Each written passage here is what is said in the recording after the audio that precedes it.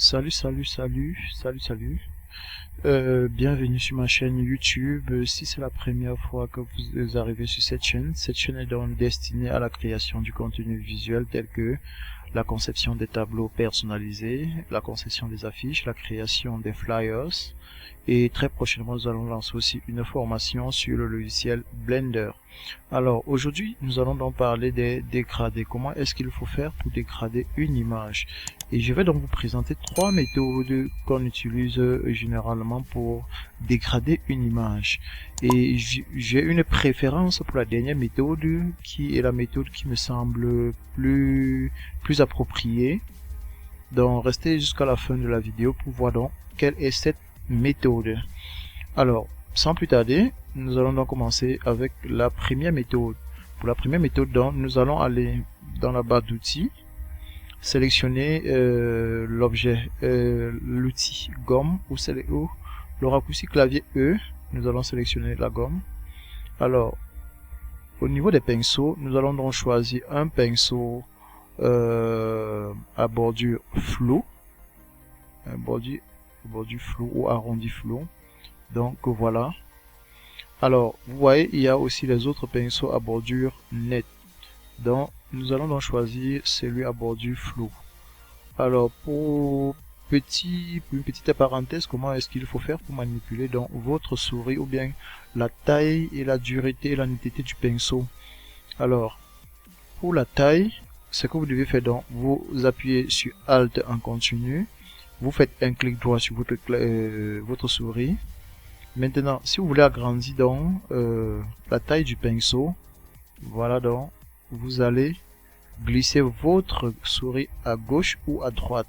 À droite c'est pour agrandir et à gauche c'est pour rétrécir. Maintenant, pour avoir des bordures floues ou nettes, nous allons donc faire déplacer la souris dans le sens vertical. Vers le bas, c'est pour avoir les bordures assez nettes. Vers le haut, c'est pour avoir les bordures floues. Alors, maintenant, ce que nous devons faire, nous allons donc dupliquer notre image. Ne l'oubliez jamais, quelle qu'en soit l'image avec laquelle vous voulez travailler, n'oubliez jamais de la dupliquer. Alors CTRL G, je duplique mon image, je prends l'autre, je mets un peu plus là, ça va me servir quand même. Alors, ce que nous allons donc faire, nous allons donc sélectionner la première image, l'image qui est au-dessus, le calque qui est au-dessus.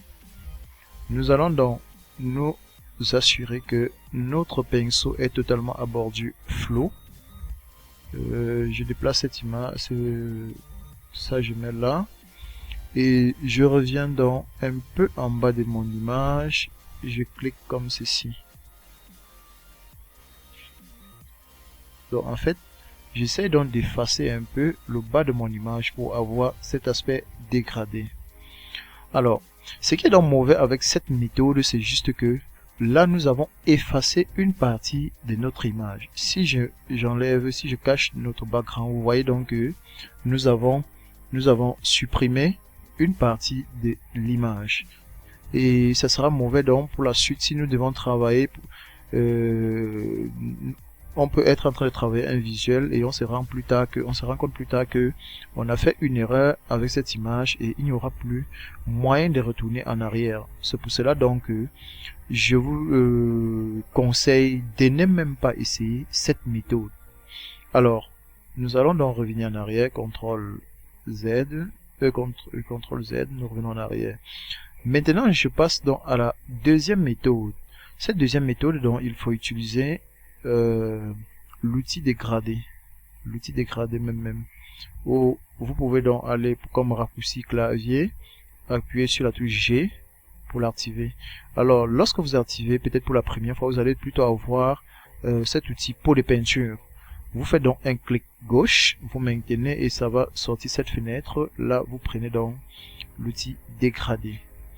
Là en haut, il y a la barre de configuration où vous allez avoir les paramètres concernant donc l'objet, l'outil dégradé. Je pense que je vais donc mieux vous expliquer tous ces paramètres dans une autre vidéo qui sera totalement consacrée à l'outil dégradé. Alors ce que nous allons donc faire là, nous allons aller ici dans dégradé basique. Nous allons donc sélectionner le dégradé. Couleur en avant plan et transparent en arrière. Alors, lorsque nous revenons dans, nous allons cliquer là et faire un glisser. Maintenant, vous voyez donc la couleur est différente par rapport à celui du background parce que nous ne l'avons pas choisi avant de le faire. Nous allons donc faire juste un CTRL G. Nous allons ici, nous allons donc choisir la couleur du background et on valide. Là, on revient, on reprend. Et là, vous voyez, je peux ramener là pour avoir mon image dégradée comme vous pouvez le constater. Alors, ce point, ça me permet donc de diminuer l'étendue du dégradé sur mon image.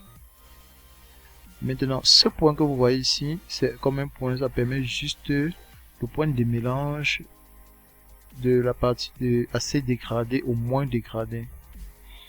Alors, maintenant, avec cette méthode, elle est un peu bien parce que là, le problème en fait, c'est que lorsque nous avons donc cliqué sur notre dégradé, je reviens encore en arrière pour vous montrer quelque chose. Bien, lorsque nous avons donc sélectionné tout à l'heure notre outil dégradé, lorsque nous prenons dans l'image, vous allez remarquer que lorsque nous cliquons donc déjà pour activer le dégradé, il se crée donc ici un masque au-dessus de l'image. Et maintenant, si je sélectionne donc mon image et que je dois par exemple le recadrer ou bien le redimensionner en fait, vous voyez donc que le dégradé ne bouge pas, ça ne suit pas le recadrage de mon image. Et là, c'est parfois mauvais. Vous voyez donc si je déplace là, vous voyez donc que l'image là n'est plus dégradée, ça veut dire que le dégradé est resté où c'était. C'est pour ça que je vous déconseille aussi donc cette méthode. Maintenant, je vais donc vous présenter la méthode que je vous conseille. Nous allons faire un CTRL Z pour revenir en arrière. Ce que nous allons donc faire, nous allons donc sélectionner dans notre image. Nous allons donc créer un masque. Et maintenant, nous allons sélectionner dans le masque, venir dans prendre notre outil dégradé. Maintenant, au niveau donc du type de dégradé que nous allons prendre un dégradé en avant blanc et un arrière-plan noir. Un dégradé noir et blanc. Vous vous assurez donc que ici, c'est le blanc qui est passé au-dessus. Vous voyez maintenant donc là, je reviens et vous voyez donc, j'ai donc mon dégradé. Je déplace là. Je peux remonter un peu là, vous voyez, c'est totalement confondu au background. Maintenant, la particularité de cette méthode, c'est que je peux redimensionner, déplacer mon image avec le masque directement, avec le masque sur lequel se trouve le dégradé.